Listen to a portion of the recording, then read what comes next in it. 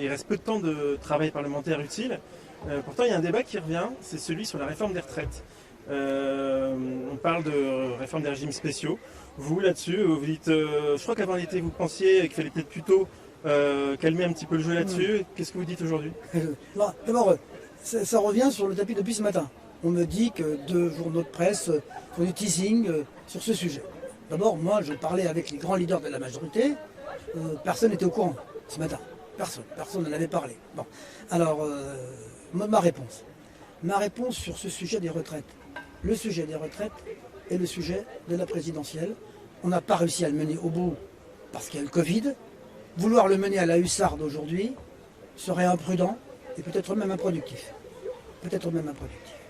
Donc, autant je crois qu'il est possible, par le biais du budget, aujourd'hui, de prendre des mesures pour les retraites. Par exemple, le minimum retraite à 1 000 €, c'est celui qui est évoqué. On peut le faire dans le budget. On peut prendre des mesures budgétaires, oui.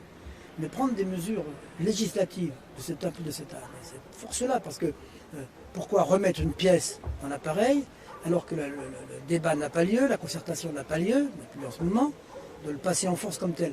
Je pense que ce serait de nature à réveiller des mécontentements, peut-être même de nouveaux débats inutiles dans l'immédiat. Donc je crois que le président l'a dit, on reprendra le débat des retraites lorsque la situation sanitaire le permettra.